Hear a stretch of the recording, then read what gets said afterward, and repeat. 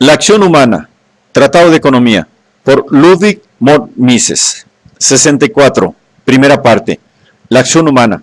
Capítulo 7. La acción en el mundo. 2. La ley del rendimiento. La determinación cuantitativa en los efectos producida por un bien económico significa, en relación con los bienes de primer orden, bienes de consumo, que una cantidad A de causa provoca, o bien a lo largo de un periodo de tiempo, o bien en una única y específica ocasión, una cantidad A' de efecto. En lo que respecta a los bienes de órdenes más elevados, bienes de producción, tal relación cuantitativa supone que una cantidad B de causa produce una cantidad B' de efecto, siempre y cuando concurra un factor complementario C con su efecto C'. Solo mediante los efectos concertados B' y C' se puede producir la cantidad P de cierto bien D de primer orden. En este caso se manejan tres cantidades, B y C de los dos bienes complementarios, B y C y P del producto D. Si la cantidad B permanece invariada, consideraremos óptima aquella cantidad de C que provoca el máximo valor de la expresión P sobre C. Si a este máximo valor de P sobre C se llega indistintamente mediante la utilización de cantidades diversas de C, consideramos óptima aquella que produce la mayor cantidad de P. Cuando los dos bienes complementarios se utilizan en dicha cuantía óptima, ambos están dando el máximo rendimiento posible. Su poder de producción, su valor de uso objetivo, está siendo plenamente utilizado. Ninguna parte se desperdicia. Si nos desviamos de esta combinación óptima, aumentando la cantidad de C sin variar la cantidad de B, normalmente el rendimiento será mayor, si bien no en grado proporcional al aumento de la cantidad de C empleada. En el caso de que se pueda incrementar la producción de P a P1, incrementando la cantidad de 1 solo de los factores complementarios, es decir, sustituyendo C por Cx, siendo X mayor que la unidad, tendríamos siempre que P1 mayor que P y P1C menor que PCX. Pues si fuera posible compensar cualquier disminución de B con un incremento de C, de tal forma que P quedara sin variación, ello supondría que la capacidad de producción de B era ilimitada. En tal supuesto, B no sería un bien escaso, es decir, no constituiría un bien económico.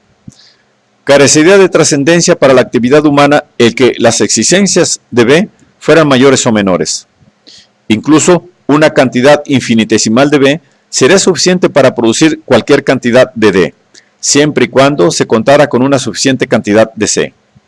En cambio, si no fuera posible incrementar las disponibilidades de C, por más que aumentara B, no cabría ampliar la producción de D. Todo el rendimiento del proceso se achacaría a C. B no merecería la consideración de bien económico. Un factor capaz de proporcionar tales ilimitados servicios es, por ejemplo, el conocimiento de cualquier relación de causalidad. La fórmula, la receta que nos enseña a preparar el café, una vez conocida, rinde servicios ilimitados. Por mucho que se emplee, nada pierde de su capacidad de producir. Estamos ante una inagotable capacidad productiva, la cual, consecuentemente, deja de ser un bien económico. Por eso, nunca se halla el individuo actuante ante el dilema de tener que optar entre el valor de uso de una fórmula comúnmente conocida y el de cualquier otra cosa útil. La ley del rendimiento proclama que existen combinaciones óptimas de los bienes económicos de orden más elevado, factores de producción. Desviarse de esa óptima combinación, incrementando el consumo de uno de los factores intervinientes, da lugar o bien a que no aumente el efecto deseado, o bien a que, en caso de aumentar, no lo haga proporcionalmente a aquella mayor inversión. Esta ley, como antes se hacía notar, es consecuencia obligada del hecho de que solo si sus efectos resultan cuantitativamente limitados, puede darse la consideración de económico al bien de que se trate. Que existen esas óptimas combinaciones es todo lo que afirma esta ley, comúnmente denominada ley del rendimiento decreciente. Hay muchos otros problemas al margen de dicha ley y que solo pueden resolverse a posteriori mediante la experiencia.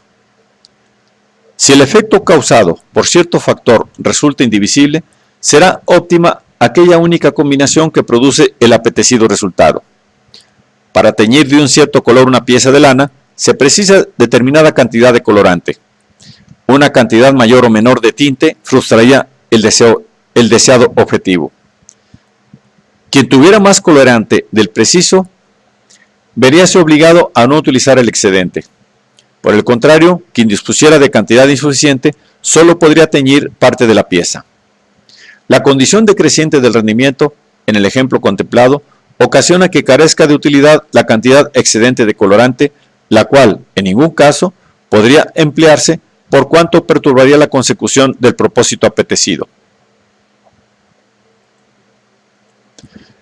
En otros supuestos, para producir el menor efecto aprovechable, se precisa una cierta cantidad mínima de factor productivo.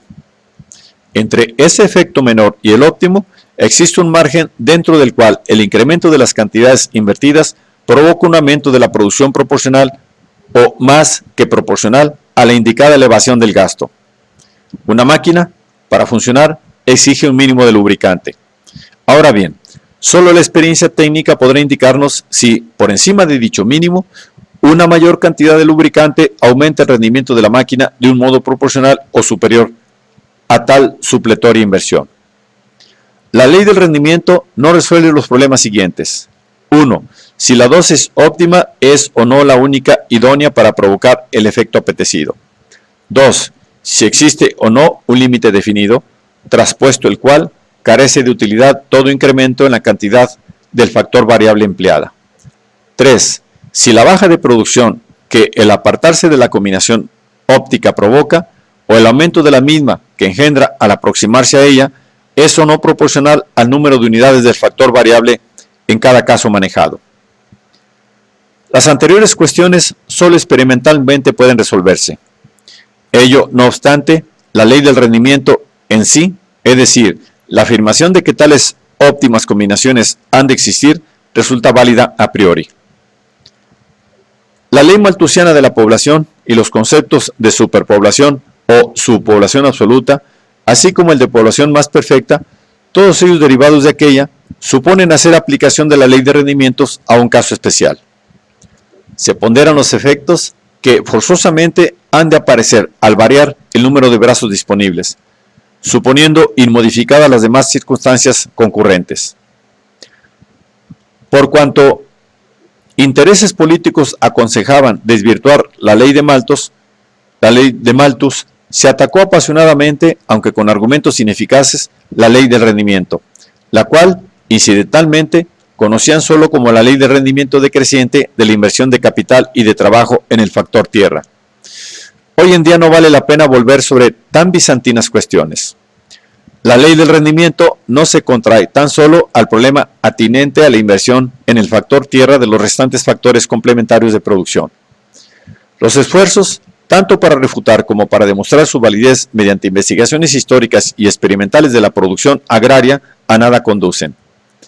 Quien pretenda impugnar la ley, habrá de explicar por qué los hombres pagan precios por la tierra. Si no fuera exacta, el agricultor nunca pretendería ampliar la extensión de su terreno. Tendería más bien a incrementar indefinidamente el rendimiento de cualquier parcela, multiplicando la inversión de capital y trabajo en la misma.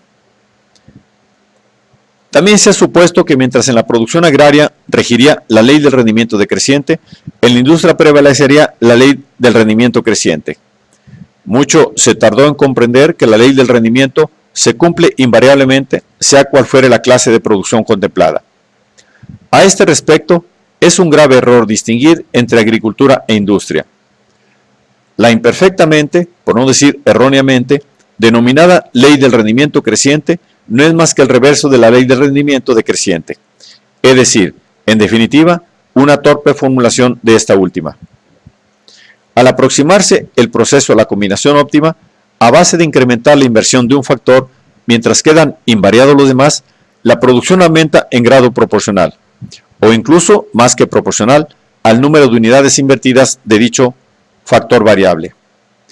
Una máquina manejada por 2 obreros puede producir P, manejada por 3 obreros, 3P, por 4 obreros, 6P, por 5 obreros, 7P, y por 6 obreros, también 7P.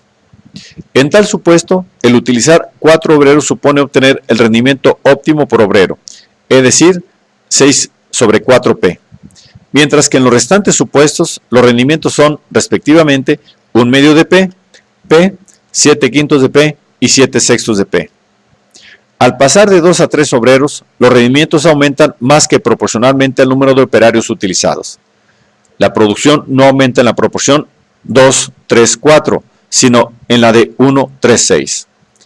Nos hallamos ante un caso de rendimiento creciente por obrero. Ahora bien, lo anterior no es más que el reverso de la ley del rendimiento decreciente. Si una explotación o empresa se aparta de aquella óptima combinación de los factores empleados, opera de modo más ineficiente que aquella otra explotación o empresa cuya desviación de la combinación óptima resulte menor. Tanto en la agricultura como en la industria se emplean factores de producción que no pueden ser subdivididos ad libitum. De ahí que, sobre todo, en la industria se alcance la combinación óptima más fácilmente ampliando que reduciendo las instalaciones. Si la unidad mínima de uno o varios factores resulta excesivamente grande para poder ser explotada del modo más económico en una empresa pequeña o mediana, la única solución para lograr el aprovechamiento óptimo de los factores estriba en ampliar las instalaciones. Vemos ahora claramente en qué se funda la superioridad de la producción en gran escala.